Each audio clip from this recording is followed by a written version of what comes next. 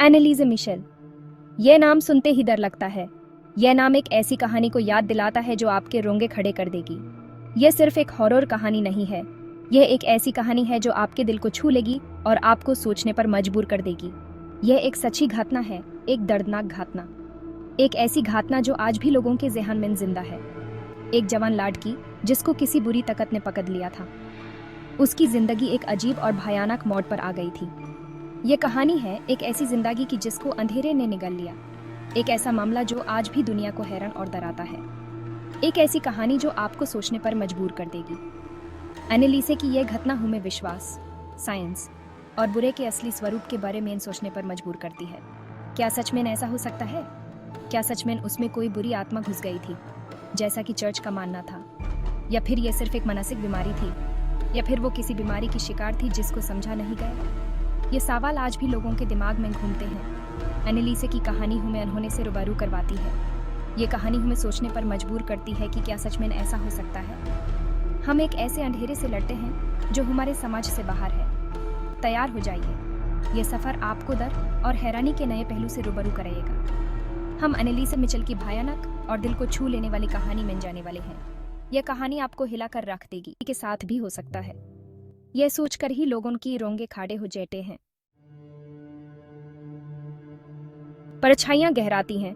एनालिसे की तकलीफ की शुरुआत। एनालिसे की परेशानी के पहले संकेत तब दिखे जब वह 16 साल की थी। उसे दौरा पड़ा। डॉक्टरों ने उसे मिर्गी का रोगी बताया। हालांकि दवा का उस पर कोई खास असर नहीं हो रहा था। उसकी हालत बिगड़ती गई, दौरे और भी भयानक होते गए। एनालिसे अजीब और परेशान करने वाला व्यवहार करने लगी। वह गरिष्ठ आवाज में बोलती थी, वह लोगों पर गुर्राती और फुंकारती थी। उसने खाना खाने से इनकार कर दिया, यह कहते हुए कि खाना जहरीला है। एनालिसे अंदर ही अंदर टूटती और अकेली होती गई। वो खिली खिली जवान लड़की धीरे धीरे खत्म होती जा रही थी। कुछ बुरा उस पर हावी हो रहा था, उम्मीद करते हुए कि यह उनकी बेटी को बचा लेगा। एनालिसे की आत्मा के लिए लड़ाई, भूत भगाने की रस्में। 1975 में बिशप ने भूत भगाने की अनुमति दे दी। इस अनुष्ठान को करने के लिए 2 पादरियों को नियुक्त किया गया। भूत भगाने का यह सत्र लंबा और तीव्र था। एनालिसे की चीखें पूरे घर में गूंजती रहीं। उसने अलौकिक ताकत से पादरियों से लड़ाई की। उसने दावा किया कि उसमें कई दुष्ट आत्माएं हैं। हर दुष्ट आत्मा उस पर कब्जा करने के लिए लड़ रही थी। पादरियों ने सब कुछ दर्ज किया। उन्होंने आवाजें रिकॉर्ड की। उन्होंने दुष्ट आत्माओं के नाम लिखे। भूत भगाने के ये सत्र महीनों तक चलते रहे। एनालिसे की पीड़ा बढ़ती। पोजेशन का इल्जाम। डॉक्टर्स के ट्रीटमेंट्स के बावजूद एनालिसे की हालत दिन ब दिन बिगड़ती गई। उसने अपने पेरेंट्स को बताया कि उस पर शैतानी ताकत का कब्जा है। ये दावा उस वक्त के कैथोलिक प्रीस्ट्स तक भी पहुंची, जो समझते थे कि ये एक रियल पोजेशन है। The Exorcism of Annalise Michel, एक बुक जो फेलिसिटी टी गुडमैन ने लिखी, इस केस पर बहुत डिटेल में बात करती है। इस किताब के मुताबिक एनालिसे के अंदर 6 शैतानी रूहें थी, जिसमें से एक हिटलर और दूसरी लूसिफर की थी। और अब एक्सोर्सिज्म शुरू होता है। 1975 में फादर अर्नस्ट और आर्नल्ड रेंस ने कैथोलिक चर्च के अंडर परमिशन लेकर एनालिसे का एक्सोर्सिज्म शुरू किया। द गार्डियन के मुताबिक ये एक्सोर्सिज्म 10 महीने तक चला और इस दौरान 67 सेशंस कंडक्ट किए गए। ये सेशंस काफी इंटेंस थी। डॉक्यूमेंट्रीज जैसे एनालिसे द एक्सोर्सिस्ट टेप्स में असली ऑडियो रिकॉर्डिंग सुनाई गई हैं, जिसमें एनालिसे की आवाज एक अजीब और अननेचुरल टोन में है। एनालिसे की मौत और legal case.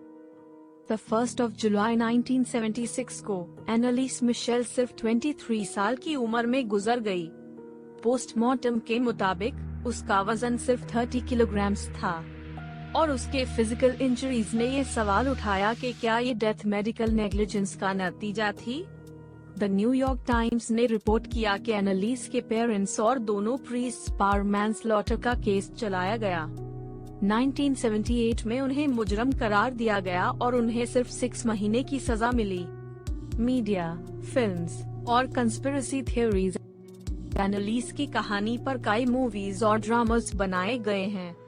The exorcism of Emily Rose और जर्मन फिल्म रेक्विएम ने इस स्टोरी को ड्रामेटाइज किया है। लेकिन ये फिल्म्स भी एक सवाल छोड़ जाती हैं, क्या ये सब हकीकत थी या एक मिसअंडरस्टैंडिंग? कंस्पिरेसी थियरिस्ट्स का कहना है कि एनालिस एक आत्मा की जंग का शिकार थी, जबकि कुछ लोग समझते हैं कि ये सिर्फ शदीद ज़हनी बीमारी थी जिसका सही ट्रीटमेंट नहीं किया गया। आज के पर्सपेक्टिव में इस केस का एनालिसिस। दोस्तों, इस केस ने एक पुरानी बहस को फिर से जगाया। क्या पोजेशन एक रियल फिनोमिनन है या सिर्फ दिमागी हेल्थ का मसला? साइंटिस्ट्स और मजहबी एक्सपर्ट्स का इस पर आज तक इख्तिलाफ है। साइकोलॉजी टुडे के आर्टिकल्स के मुताबिक एनालिस का केस एक मिक्स था ऑफ न्यूरोलॉजिकल डिसऑर्डर्स और कल्चरल बिलीफ्स जो उस वक्त डोमिनेट करते थी। लेकिन कैथोलिक चर्च का कहना है कि ये क्लियर केस था डिमोनिक पोजेशन का। दोस्तों, एनालिस मिशेल की कहानी सिर्फ एक हॉरर स्टोरी नहीं बल्कि एक ट्रेजेडी है जो रिलीजन और साइंस के दरमियान एक पुरानी लड़ाई की याद दिलाती है। आपका क्या ख्याल है? क्या ये पोजेशन का केस था या मेडिकल नेग्लिजेंस का? अपने थॉट्स को कमेंट्स में शेयर करें। अगर आपको ये वीडियो पसंद आई हो तो लाइक करें, सब्सक्राइब करें और बेल आइकॉन जरूर दबाएं। अगली बार एक और हॉन्टेड कहानी के साथ मिलते हैं। तब तक के लिए खुदा हाफिज।